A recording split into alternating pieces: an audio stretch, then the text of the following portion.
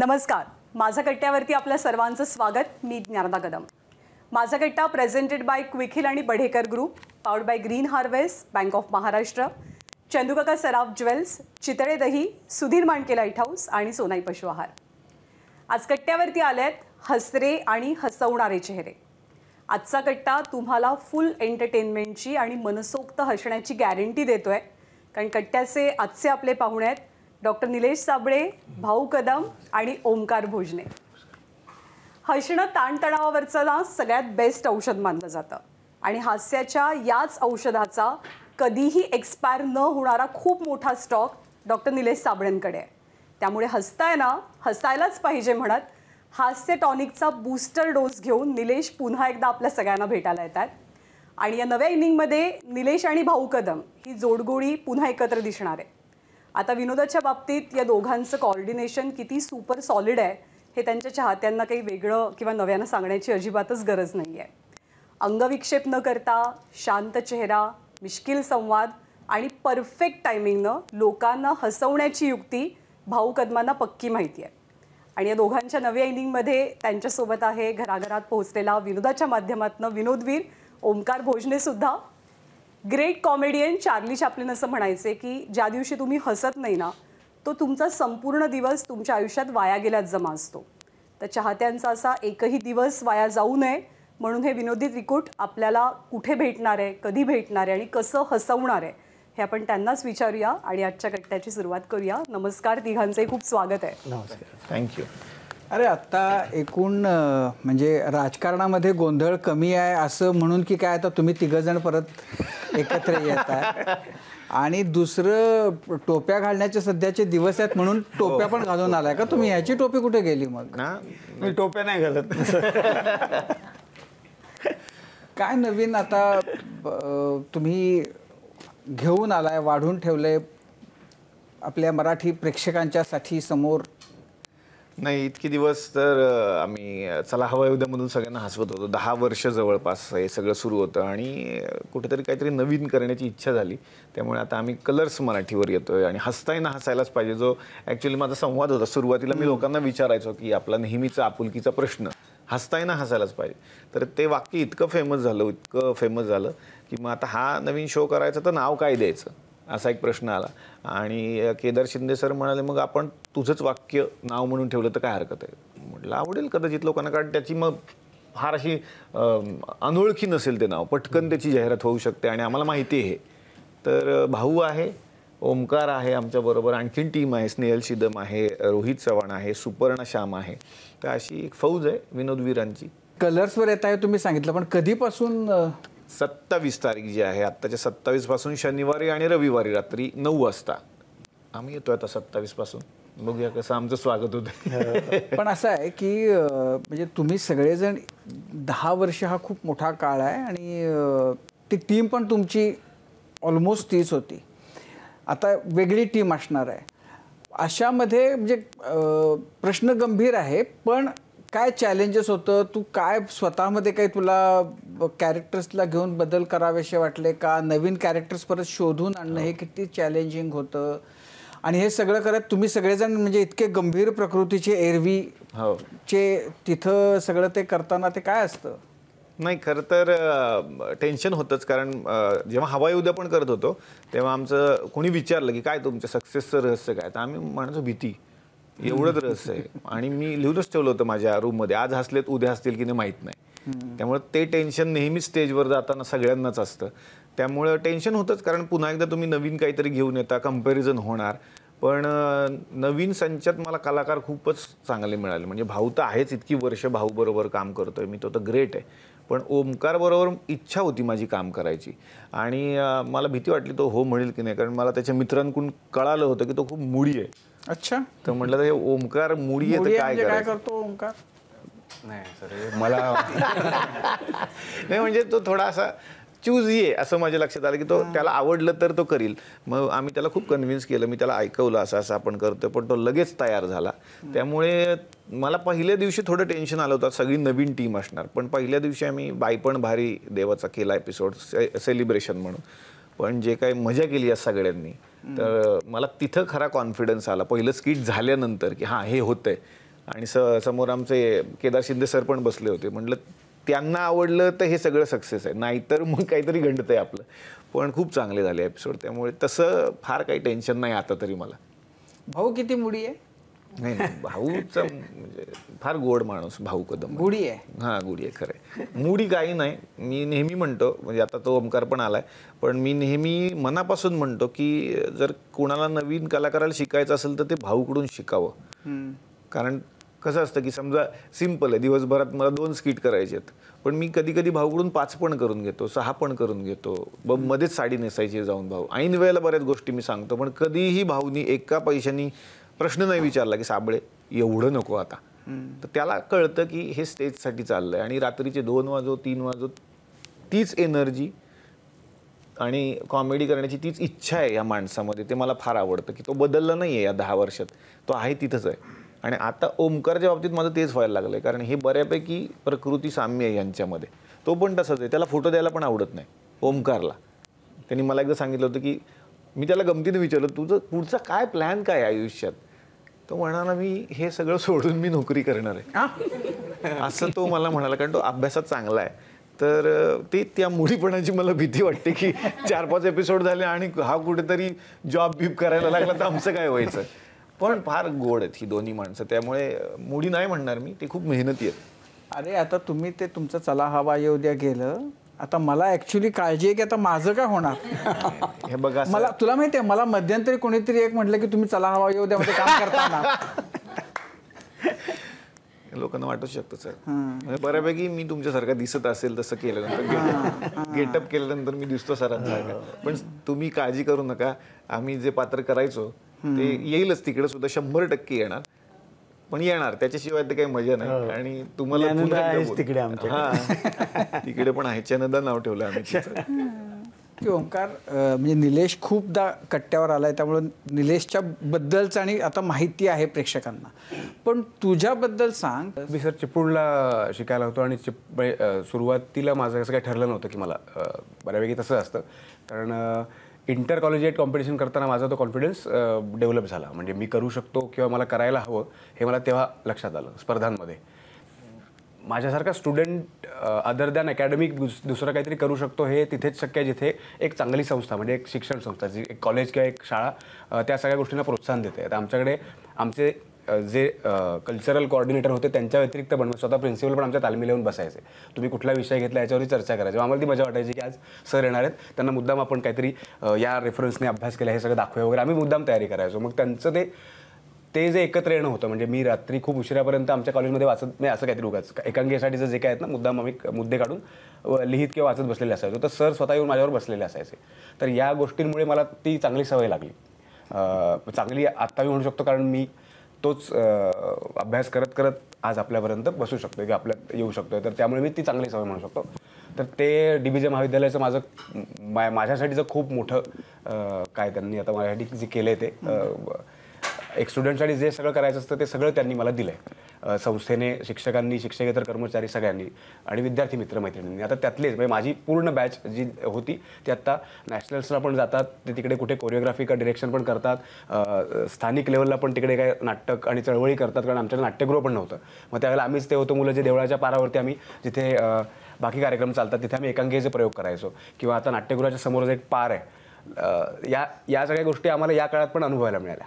चळवळीवाल्या ज्या विषय असतात, मग अगदी आमदार आलेत, मग आम्ही त्यांच्या गाडीसमोर ते बॅनर वगैरे घेऊन उभे आहेत की असं काय काय काय त्यावेळेला ते चाललं, ते चालून गेलं, पण ते सांभाळलं त्यांनी, त्यामुळे तो कॉन्फिडन्स वाढला. आणि म्हणून आजही माझ्या व्यतिरिक्त म्हणजे आज मी समजा माझं चिपळूणचं मी नाव घेऊन आलो आहे, तर माझ्यापेक्षाही सरस काम करणारी आणखी काही माझ्या त्याच बॅचची मुलं आहेत, त्यात हळूहळू येतीलच अर्थात.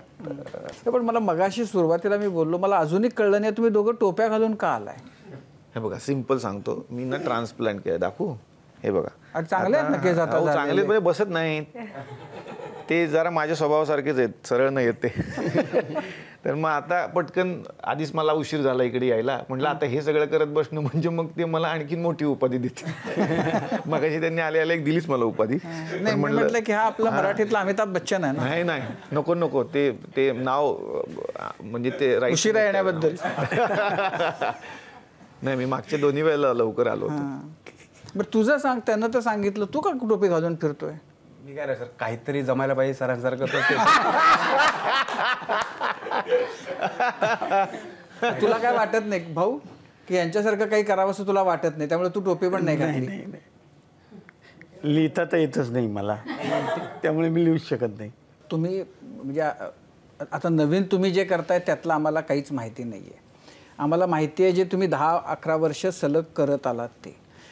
तर म्हणजे आता तुला काय काय सांगायला किंवा काय दाखवायला किंवा करायला आवडेल जे आत्तापर्यंत तू केलं आहेस त्यातलं तुझं सगळ्यात आवडतं जे काही होतं ते, का आता तू जे काही करतोयस त्याच्यामध्ये जे तुला आवडलं आहे ते? जे नाही, आत्तापर्यंत कसं झालं की भाऊ करतोय किंवा इतर सगळी टीम करत होती, हे सगळ्यांना आवडतच होतं. पण कुठेतरी आपल्यालाच वाटतं की आपण थोडे फॉर्मॅट आता चेंज करूया. जसं की ह्या शोचा फॉर्मॅट खूप वेगळा आहे. प्रमोशन होणार अर्थात, कारण प्रमोशनसाठीच शो केला आहे हा. कारण अनेक सिनेमे येत आहेत, अनेक नाटकं येत आहेत, तर त्यांना एक प्लॅटफॉर्म चांगला देणं गरजेचं पण आहे. पण फॉर्मॅट थोडा वेगळा आहे. पूर्वी मी फक्त अँकर म्हणून दिसायचो, तर मी आता त्यात ॲक्टर म्हणून पण उतरलो आहे. तर मी डबल रोल प्ले करतो ह्या पूर्ण शोमध्ये. एक माझाच भाऊ वैजुळा, जो मिशी लावून येतो, त्याचं एक कुटुंब आहे. त्याचं कुटुंब म्हणजे त्याची एक बायको आहे, त्या बायकोचा हा भाऊ आहे आणि ह्याचा हा मित्र आहे. हा विलन आहे ॲक्च्युली. राजशेखर जसे होते आपले राजशेखर साहेब, तसा गेटअप आहे त्याचा. आणि तो बोलताना कसा बोलतो दाखव ना. कुठलीही समजा महिला दिसली का तर तो येतो कसा जवळ आणि बोलतो कसा.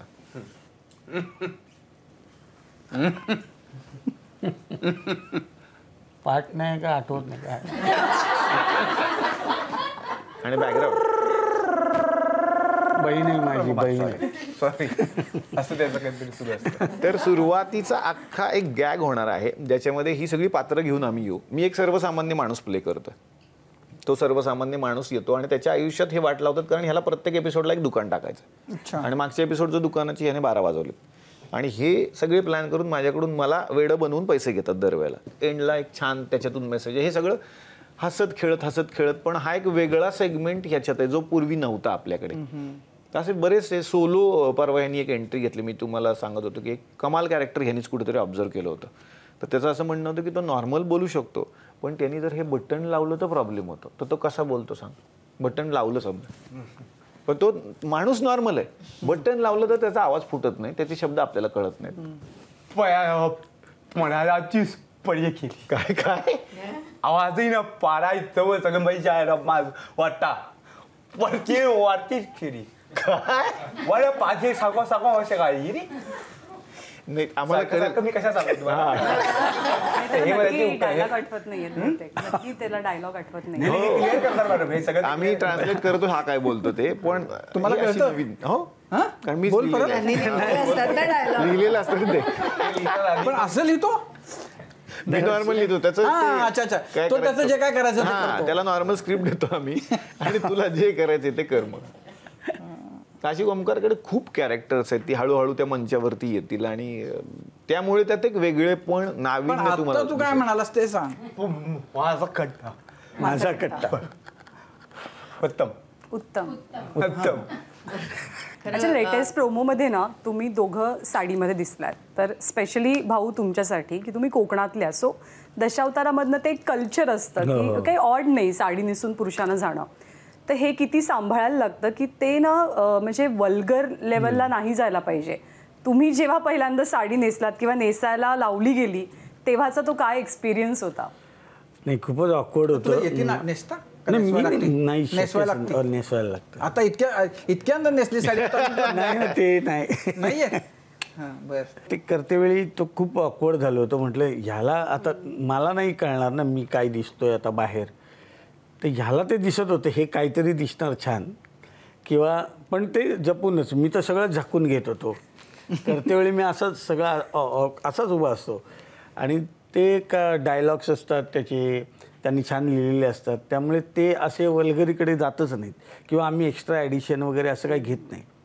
आणि तू नाही घेत? नाही भाऊ नाही घेत. भाऊ कारण मला माहिती आहे हा ठेवणारच नाही.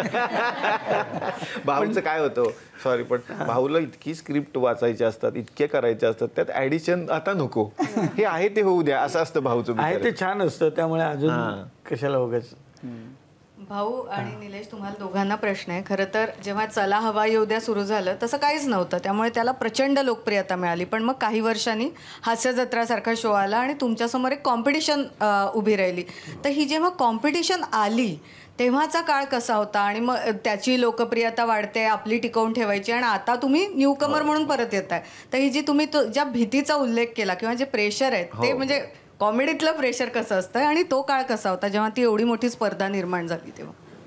नाही, कसं आहे की स्पर्धा ही बघणाऱ्यांना वाटते खरं तर, कारण ते सगळे आपलेच मित्र आहेत. म्हणजे मी नेहमी म्हणतो की सचिन गोस्वामी सर हे आमचे गुरु, ज्यांच्यामुळे महाराष्ट्राचा सुपरस्टारमध्ये आम्ही घडलो, तेच होते डिरेक्टर, त्यांनी सिलेक्ट केलं होतं. मोठे सर, सचिन मोठे सर आमच्यासाठी लिहायचे, त्यामुळे माझ्या लिखाणावर सचिन मोठे सरांचा खरंच प्रभाव आहे, मी जाहीरपणे सांगतो आत्ता.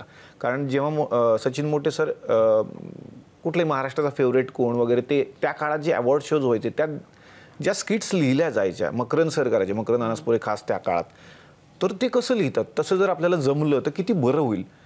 तर ती माणसं तिकडे असल्याकारणानं, आणि हे सगळे मित्रच आहोत. म्हणजे आमचा जो आत्ता व्हायचा हा शो ग्रीन व्हॅली म्हणून स्टुडिओला, तर आमचा इकडे स्टुडिओ, त्यांचा इकडे, ते तिथून इकडे यायचे, आम्ही इकडून तिकडे जायचो.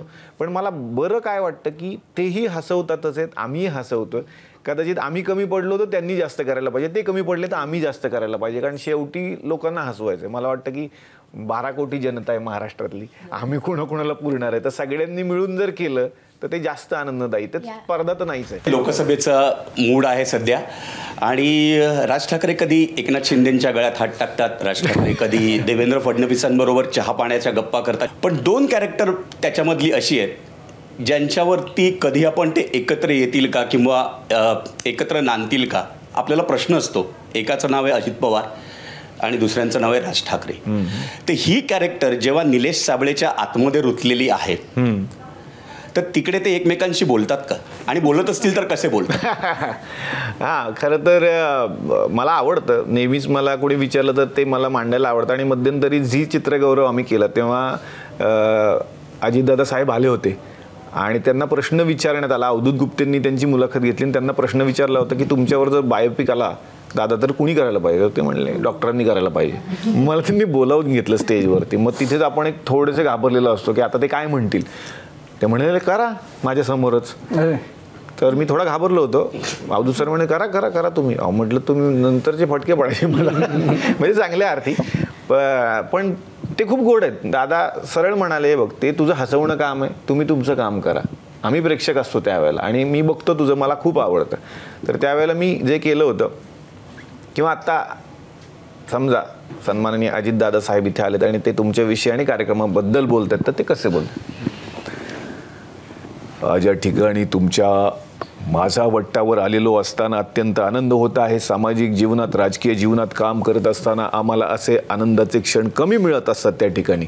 पण ज्या वेळेला अशा पद्धतीची व्यक्ती आपल्याला प्रश्न विचारत असते, बुचकळ्यात पाडत असते, त्यावेळेला एक टेन्शन आपल्याला असतंच. पण एका बाजूला बघितल्यानंतर अशी माणसं असतात ज्यांना खरं तर टेन्शन घ्यायचं की नाही ते अजूनही मला कळलेलं नाही यांना बघून. तर मला असं वाटतं महाराष्ट्राला हसवण्याची गरज आहे आणि ती गरज आता हसताय ना हसायलाच पाहिजे पूर्ण करेल यात मला अजिबात शंका वाटत नाही. जय महाराष्ट्र. प्रसादने एक नेता केला होता आणि त्यावेळेला तू कार्यकर्त्याच्या भूमिकेत होतास, तर ते आठवतंय. आणि लोकसभा निवडणुकीच्या निमित्तानं सगळ्यात महत्त्वाचा भाव कार्यकर्त्याने. की मला ते पहिले 2 लाईनी आठवल्या की त्या मी ऐकवतोच मुद्दाम, कारण नाही मी पहिले 2 लाईन त्या ज्या महत्त्वाच्या आहेत त्या मी घेतो फक्त. मी कार्यकर्ता ज्याने विचार न करता सारे आयुष्याकडे पाहिलं, साहेबांच्या गर्दीत चिरडून मरता मरता फक्त जगायचं राहिलं, स्वतःकडे बघायचं राहिलं, असं तो कार्यकर्तावाला जो यायचा तो. म्हणजे हे दोघं जनरली इतके शांत असतात का? ते खरंच आत्ता शांत आहेत? नाही नाही नाही, खरं सांगायचं तर हे असेच आहेत दोघं, पण खूप शांत आहेत ते. म्हणजे भाऊचं मला माहित होतं, मला ओमकार आत्ता आत्ता कळायला लागलाय, पण तो खूप शांत आहे. हे कसं दिसतंय माहितीये की एखाद्या शाळेमध्ये 2 पोरांना घेऊन आई किंवा बाप येतो ना आणि ते आपली बसलीत पोरं, ते आपली अशी टुकू टुकू बघतायत फक्त, बाकी काही नाही. म्हणजे भाऊ तर म्हणजे की हाच भाऊ आहे, खराच भाऊ आहे का कुठला दुसरा डुप्लिकेट आणलाय असं वाटावं इतका. भाऊ तुम्हाला दोघांना या निमित्ताने या दोघांनी प्रश्न विचारला त्या निमित्ताने चॅलेंज देतो. तुम्ही दोघंही आपल्या कोकणातल्या बोलीमध्ये नाटक करताय सध्या, तेच ट्युनिंग आम्हाला या हसायलाच पाहिजे या कार्यक्रमात दिसेल का, खास कोकणी बोली? हो नक्की. आणि खूप म्हणजे आमचं एवढं ट्युनिंग जमलंय ना आता की सांगावं लागत नाही आम्हाला. आम्हाला ते दोघांमधलं ट्युनिंग बघायला मिळेल का हसता येण्याच्या आधीच? अच्छा म्हणजे तुम्ही नाटकातलं बोला ना. अच्छा नाटक. एखादं म्हणजे काहीतरी भाषण आहे तसं माझं, भाषेत असतो सरपंचाचं आणि तो रिॲक्ट होतो. हे चांगलं आहे, चांगल्या मुख्यावर भाषण आहे ते. सरपंच असतो गावचा आणि आमदार येऊन बसलेले असतात आणि आमदारांबरोबर एक नाचणारी बाई आमदारांनी आणली आहे, ती पाहुणी आहे. हे दोघं आमचे. आणि मी सरपंच चुकीचं भाषण करतात. ते शब्द काय होतात ते, तमाम येडगाव बुद्रुककर बंधू आणि भगिनींनो, तर मंडळी आजचा दिवस आपल्यासाठी भाग्याचा दिवस आहे. कारण आज आपले आमदार त्यांच्या वाढदिवसानिमित्त आपल्या ॲटमबरोबर हे सेलिब्रेट. काय तुमको ए थँक्यू ॲटम गर्ल बिजली मॅडम बरोबर हैसर लिहिले. मागच्या टायमात ते इले होते तेव्हा त्यांचे अंगवस्त्र सोबत नव्हते. थुकतच काय मी, अंतर्वस्त्र सोबत नव्हते. अंगरक्षक हा बघा आलेला आहे. आता अंगरक्षक सोबत नव्हते कारण त्यावेळी ते MLA नव्हते. तेव्हा मता मागूक आम दारादारात फिरताना लोक त्यांना हे मेले म्हणून कुत्र्याची पण किंमत देणार नाही. पण आता MLA म्हणून कुत्र्यासारखे मागणे फिरतो. तर असे आपले आमदार नाना मतकर साहेब, त्यांच्या नावातच नकार. नाना मतकर त्यांच्या नावातच नकार. घंटा काम करतेले आपला पॉज वाढलाय तर कमी करा. त्यांच्या नावातच नकार घंटा काम करतेले आपला. अशी शंका येली होती पण त्यांनी ती लघुशंका मोठी योग दिलेली.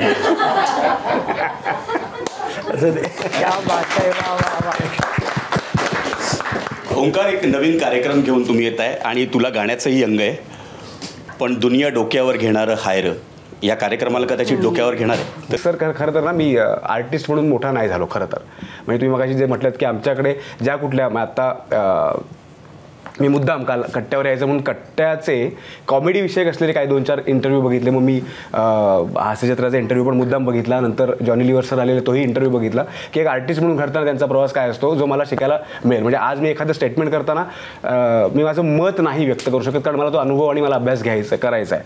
पण मला जे वाटतं ते मी सांगूच शकतो. मला जे वाटतं ते माझं मत नाही आहे कारण तो माझा विचार असू शकतो जो माझा विचार उद्या काळानुरूप बदलेल, सुधारेल किंवा कायम राहील.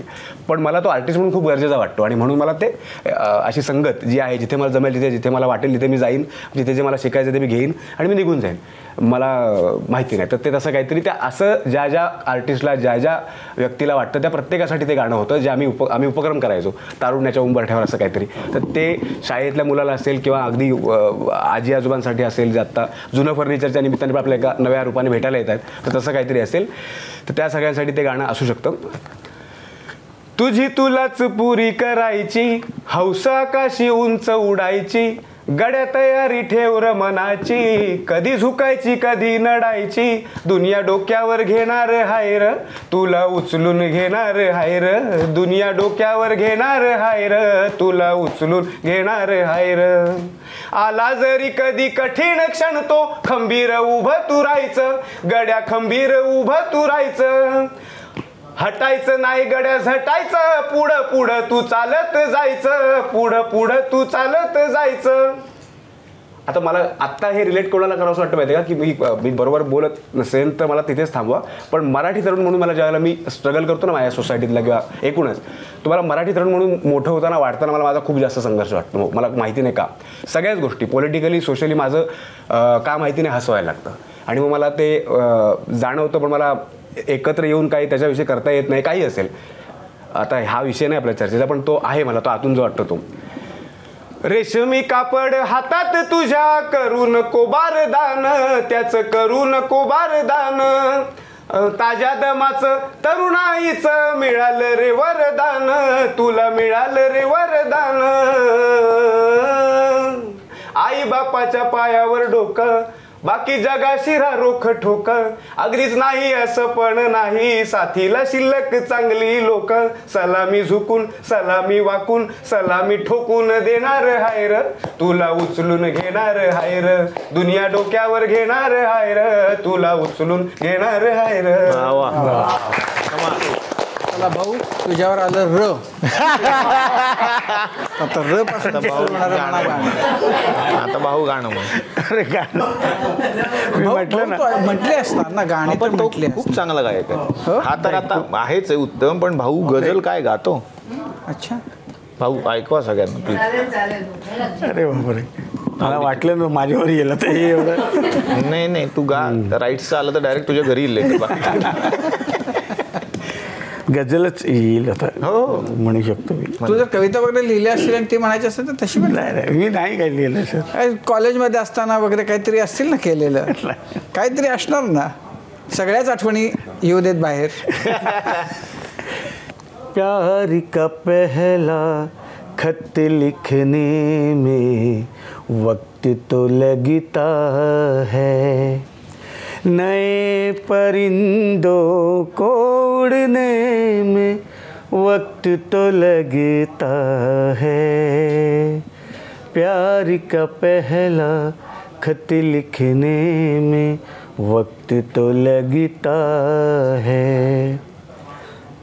जिस्म की बात नहीं थी उनके दिल तक जाना था, जिस्म की बात नहीं थी उनके दिल तक जाना था, लंबी दूरी तय करने में वक्त तो लगता है, लंबी दूरी तय करने में वक्त तो लगता है, प्यार का पहला खत लिखने में वक्त तो लगता है.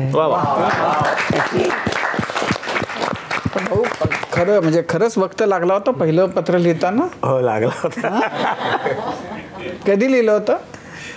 तेव्हा मी कॉलेजमध्येच होतो म्हणजे तेव्हा, आणि बायको तिकडे BPT कॉलनी वडाळ्यात राहायचो, त्यामुळे ती राहायची जुनी वसाहतमध्ये, मी नवीन वसाहतमध्ये, आणि तेव्हा डेअरिंग म्हणजे पत्र वाया नाहीत गेली. वाया नाही गेलं, कामी आलं. हो. जिला लिहिलं ती अशीच लग्न केलं. म्हणूनच म्हटलं की वाया नाही. याच्यामध्ये आता तुम्ही जिथं जाता तेव्हा भाऊ असा नुसता शांत बसला की लोक अस्वस्थ होतात. लोकांची अशी अपेक्षा असते की त्यांना हसवलं पाहिजे, ओमकारनं हसवलं पाहिजे, तू हसवलं पाहिजे. तर ह्या ज्या अपेक्षा असतात की तुम्ही 24 तास फक्त भेटलात की हसवतच सुटलं, म्हणजे हसवतच सुटला पाहिजे. तर ह्याच्याकडे तुम्ही हा प्रॉब्लेम कसा हँडल करता. तर मला त्या प्रश्नाचं उत्तर द्यावं असं वाटतं की मला हे खूपच सगळं आवडतं. म्हणजे जसं जो शाहरुख खानचा एक डायलॉग होता ओम शांती ओममध्ये, त्याला ती हिरोईन विचारते की तुला यातलं काय आवडतं या शूटिंगमधलं. तो म्हणतो मुझे सब अच्छा लगता है, लाईट्स, कॅमेरा, जो झाडू मारला जातो तो पण मला आवडतो, मला सगळंच आवडतं. त्यामुळे मी कधी कधी मेकअपही करतो, कधी स्किटची ठोकाठोकी चालू असते, कुणाचं काही बटन तुटलं तर मी शिवून देतो. मला हे सगळं इतकं आवडतं.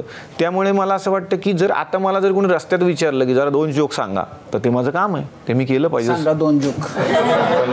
चला सांगूनच टाका. सांगूया. मला फक्त 1 मिनिट दे आठवायला काय काय काय सादर करायचं ते फक्त मला आठवलं की लगेचच मी सांगतो. मी एकपात्री करायचो तेव्हा तुम्हाला छोटा किस्सा सांगतो. आता एकपात्री कार्यक्रम हा शहरात माहिती आहे की एकच माणूस करतो, पण गावखेड्यात माहिती नव्हता. ज्या खेड्यात मी गेलो होतो एकदा हे करायला, तर त्याच्या शेजारच्या गावात तो कार्यक्रम मी केला होता आणि त्या कार्यकर्त्यांनी त्या गावात ठेवला होता कार्यक्रम. आणि मी गेलो गेले तिथं सरपंच साहेब आले. हा खरा किस्सा आहे. संध्याकाळी 7ची वेळ वगैरे, आणि त्यावेळेला ना कलर्सचं नाव ETV मराठी होतं, आणि ETVच्या एका सिरियलमध्ये मी काम केलेलं होतं. ती सिरियल होती कल्याणी. मी 12वीला होतो आणि भोरच्या राजवाड्यात शूटिंग चालू होतं, आणि मी तिथे गेलो. माझा एक मित्र तिकडे काम करत होता. तुला काम करायचं आहे? हो म्हटलं मी करतो ना काम, ये म्हणालं. आणि त्या दिग्दर्शकांना भेटवलं. मला इतका आनंद, ऑडिशन नाही काय ना, 12वीत असतानाच काम मिळालं म्हणजे काय. मी त्या भोरच्या राजवाड्याच्या बाहेरच उभा असायचो सतत, काहीतरी तर बघायला मिळेल. आज सोडत नव्हते, आता आज सोडणार आहेत. मी म्हटलं सर मी करेन काम. ओके, त्याला मेकअप करा. मला वाटलं पहिल्यांदा मेकअप लागणार म्हणजे वा वा क्या बात आहे. म्हणजे भाग्यच ना, मी शाळा बुडवली होती त्या दिवशी, गेलोच नाही मी कॉलेजला. तर माझ्या लक्षात आलं की माझा चेहरा सोडून सगळीकडे मेकअप करतायत. मला म्हणलं तुम्ही शर्ट काढा, तुम्हाला धोतरावर ठेवायचं आहे फक्त. म्हटलं ओके काहीतरी असेल. तर ते इकडे मेकअप करतायत, इकडे वळ उठलेला मेकअप कर, वळ उठतात ना तसा इकडं. मग चेहऱ्याला काहीतरी तर करा ना. नाही चेहऱ्याला मेकअप नाही आहे म्हणे तुमच्या. बरं काहीतरी असेल म्हटलं, काहीतरी भारी असेल. वरती गेलो, रेडी झाला का तो मुलगा? हो आला. मी विचारलं सर पायावी वगैरे. हां करशील ना? म्हटलं हो बघा रिटेक नाही झाला पाहिजे. नाही सर नाही. मी काय करतोय सर, तुला इथं उभं राहायचं आहे आणि तो माणूस तुला चापकानी फटके मारणार. म्हटलं का? हे बघ काय आहे ना, ही ऐतिहासिक सिरियल आहे आणि याच्यामध्ये असं झालं की तू एका राज्याची इन्फॉर्मेशन दुसऱ्या राज्यात पसरवलेली आहे. ती काल्पनिक सिरियल होती. त्यामुळे जो आता विलन आहे तो कोणीतरी बादशाह खान टाईपचा, तो चिडला आता आणि त्यानं तुला फटके मारायला सांगितलेत. अरे देवा म्हटलं. मी म्हटलं करतो सर, फक्त वाक्य म्हणजे काहीतरी डायलॉग. मी आधी तुझी जीभ कापली आहे, ते इथून रक्त दाखवलं ना इथून, ते त्यामुळे तू का इन्फॉर्मेशन दिली म्हणून तुझी जीभ पण कापली आहे. अरे देवा आता घरी कसं सांगायचं आपण काय केलंय. तर मला एक ज्युनियर आर्टिस्ट माणूस म्हणाला पण ह्याच्यात पण तू दाखवून दे की तू कलाकार आहेस. मग मी जे काही अभिनय सुरू केला, प्रत्येक चाबकाच्या फटक्याला खराच असल्यासारखा आरडाओरडा करत होतो. तर त्यांना ते आवडलं वगैरे सगळं. आता ह्याचं कनेक्शन त्या गावातल्या एकपात्री प्रयोगाशी लागलं होतं, कारण ते माझं इंट्रोडक्शन घेताना ते लिहायचं आहे. ते सिरियलमध्ये तुम्ही काम केलं ते उल्लेख करायचा, फक्त काय केलं ते विचारू नका म्हटलं, तुम्ही उल्लेख करा. त्यांनी लिहून घेतलं. मी गेलो त्या गावामध्ये तर तिथं लिहिलेलं होतं एका फळ्यावरती, छोट्या शाळेच्या फळ्यावरती, ETV तज्ज्ञ मराठी अभिनेते डॉक्टर निलेश साबळे यांचं गावात सहर्ष स्वागत. आणि मला ते न्यायला आले. मी गेलो त्या ठिकाणी बसल्यानंतर सरपंच साहेब आले, मिशा बिशा मोठ्या. ते कार्यकर्ते हेच एक पात्री करणार आहेत. अरे वा वा वा तुम्ही करताय का? वा वा वा वा बरं काय करणार आहे? म्हटलं एक पात्री करतो सर मी. अच्छा वा वा वा एक पात्री छान. किती तासाचं करणार? म्हटलं 1.5 तास कर. वा वा सुंदर. एक पात्री म्हणजे काय साधी गोष्ट आहे का अण्णा? एक पात्री गोष्ट? हां एक पात्री साधे आहे का? किती माणसं आला तुम्ही? म्हटलं सर एक पात्री कर. अरे एक पात्री तर एक पात्री काय कमी, आम्ही मुंबईला असलो एक पात्री बघितली बरं का सर. हां बाया माणसं किती, पुरुष माणसं किती तुम्ही? म्हटलं सर एक पात्री आहे. अरे एक पात्री आम्हाला कळलं हो, म्हणजे कसं ते जेवणा बिवणच बघायला पाहिजे. 7-8 तरी लोक असाल ना तुम्ही. त्यांना सांग. मग ते एकदा सांगेल अण्णा तसं नाही, तो एकच माणूस आहे, ती सगळी पात्र तोच आज करणार आहे. बरीच पात्र करतात ते, 15-20 पात्र एकटेच करणार आहेत. त्याच्यावर ते कौतुक करायचं सोडून त्यालाच झापलं का? असला माणूस कशाला आणलाय? आपलं बजेट एवढं कमी होतं का? चांगलं नाटक आणायचं ना अख्खं. नाही तुम्ही बघा तर अण्णा, सुरुवातीला बघा.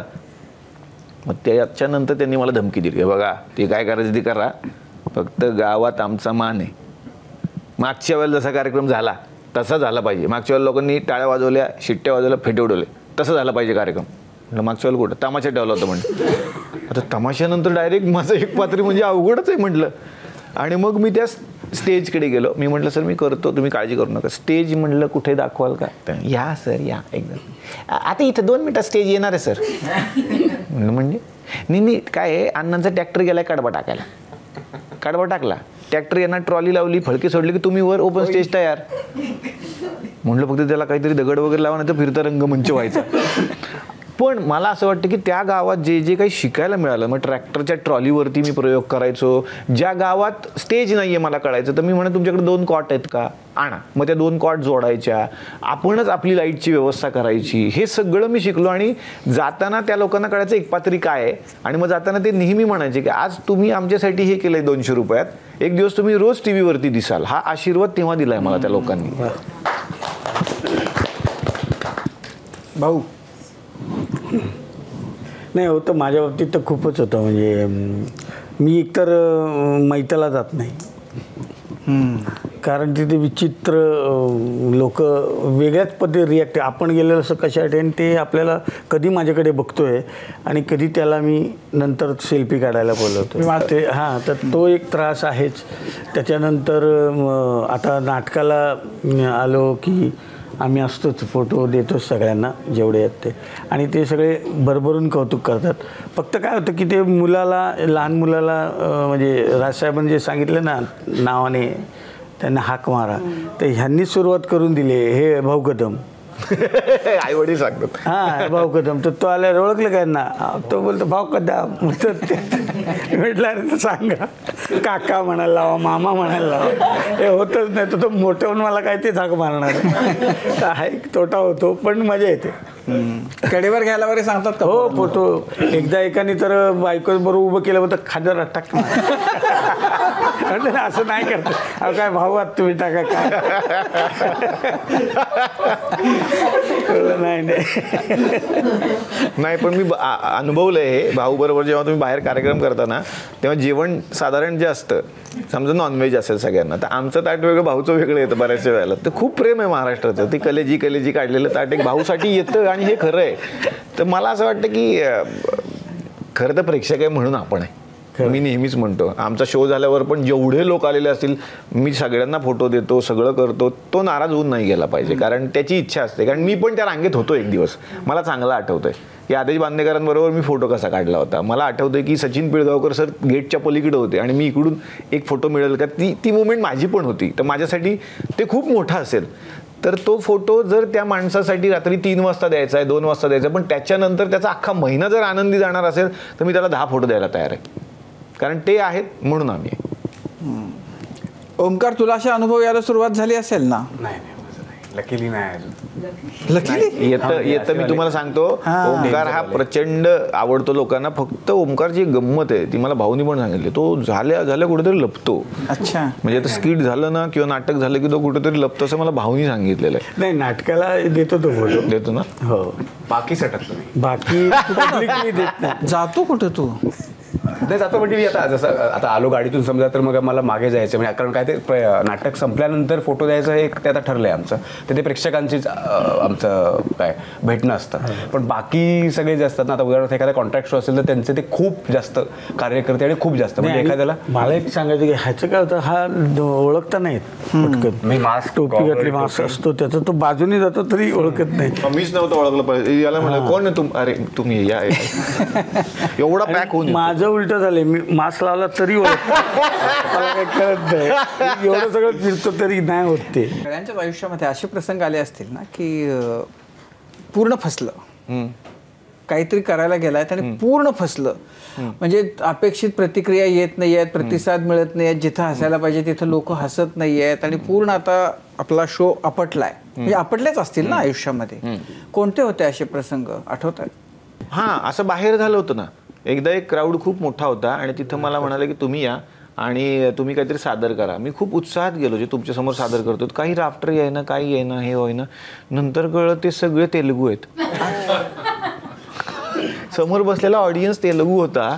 तर मला भीती असं वाटायला की इतकं का वाईट करतोय का आपण. ते हसेच ना, काहीच होणार. ते अर्धे मोबाईलमध्ये गेलेले आहेत.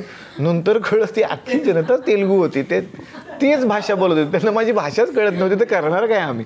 तर त्यावेळेला होतं घाम फुटतो. झालं होतं इंदोरला. आमचा 5 प्रयोग, पहिलाच प्रयोग तिकडे आणि मालवणी. त्यात कोणी असे ना, आम्ही एकमेकांकडे बघतोय काय कळतंय का नाही. संदर्भ काय पॉलिटिक्स सगळे ते वेगळे होते. आणि ते सगळे वयस्कर लोक होती आणि ते त्यांना सवयच नाही त्या मालवणी भाषेची. त्यामुळे तसं नाटक खूप हे झालं ना, पंच आले नाही ना, खूप वाईट वाटतं की काय म्हणजे पुढे करायचं काय. सुरुवातच असेल तर एंड करायचंच आहे नाटकाचा. हो.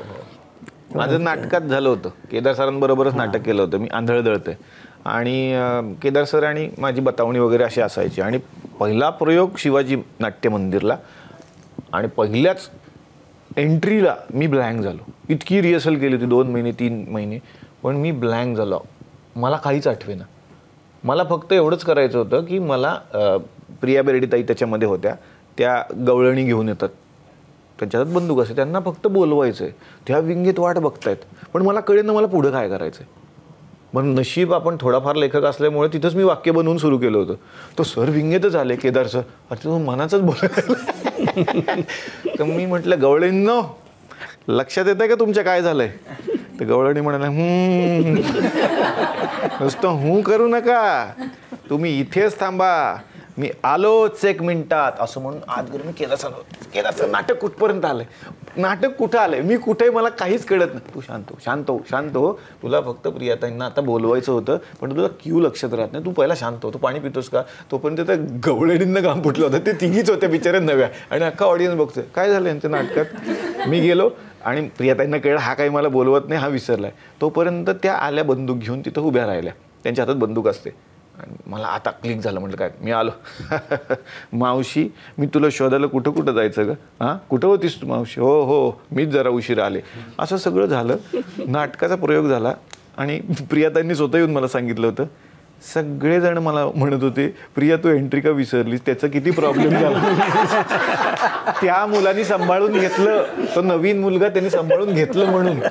असं नाही करायचं ग, त्याला किती त्रास झाला. जे असंख्य चाहते आहेत, तो कोणता असा एखादा किस्सा जबरा फॅनचा जो नेहमी लक्षात राहील. फॅन तर खूप असतात, बरेचसे लोक आहेत ज्यांनी काय म्हणजे दुकानांची नावं पण चला हवा येऊ द्या म्हणून ठेवलेली आहेत. अशी एक ती गोष्ट घडलीच. पण मला एक वेगळा फॅनचा किस्सा मी तुम्हाला थोडा वेगळा सांगतो, तो थोडा सिरियस किस्सा आहे पण चांगला किस्सा आहे. मला एकदा पुण्यात आमचा एक मित्र आहे, त्यांचा मला फोन आला की तुझा एक फॅन आहे पण तो ॲडमिट आहे, तर त्याला तू भेटशील का जाऊन, तू भेटलास तर. हां म्हटलं जातो, असं असेल त्याला आनंद मिळाला मी जातो. म्हणजे म्हटलं बॅकग्राऊंड सांगतो काय झालं आहे. तो काहीतरी काम करत होता विजेचं आणि त्याला मोठा शॉक लागला, तो त्यातच कामाला होता आणि त्याचा हात एक गेला आहे. तर तो खूप शॉकमध्ये आहे सध्या आणि त्याची एकच इच्छा आहे, एकदा मला निलेश साबळेला भेटवा. म्हणलं मी जातो. मी गेल्यानंतर त्याला भेटलो, पूर्ण बॉडी बिल्डर पण विचारायचा एक हाताचा त्यात गेला आहे.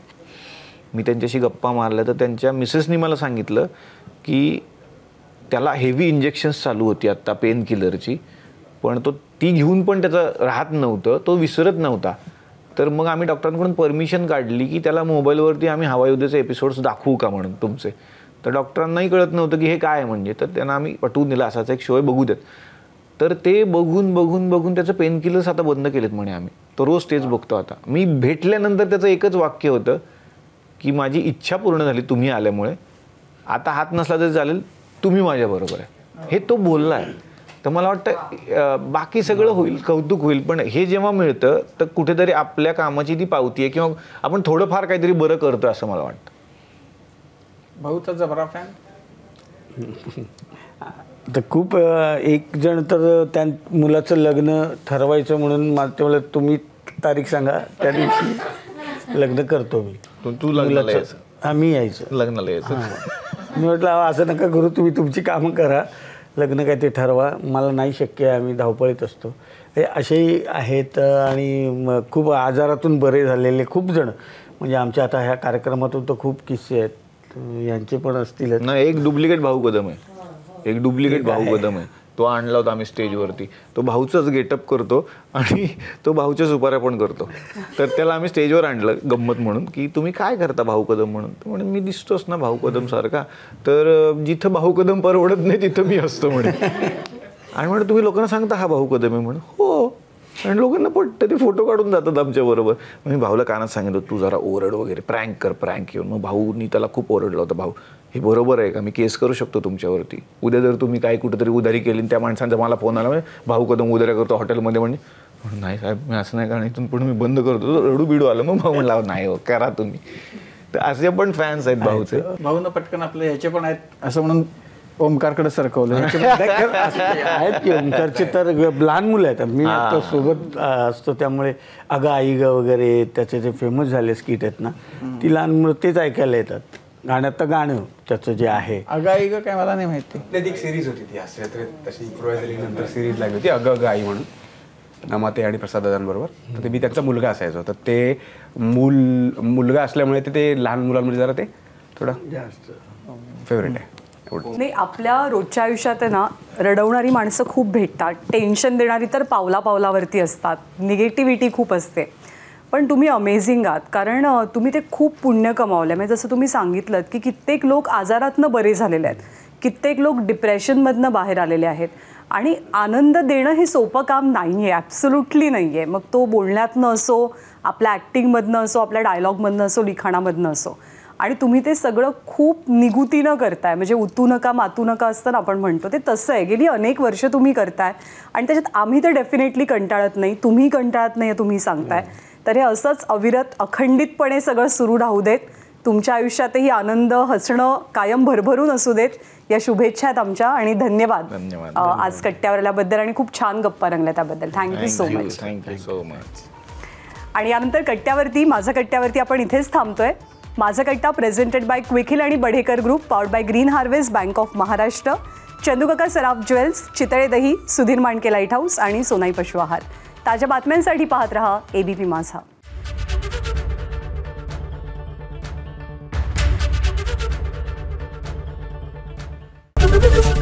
ABP माझा, उघडा डोळे बघा नीट.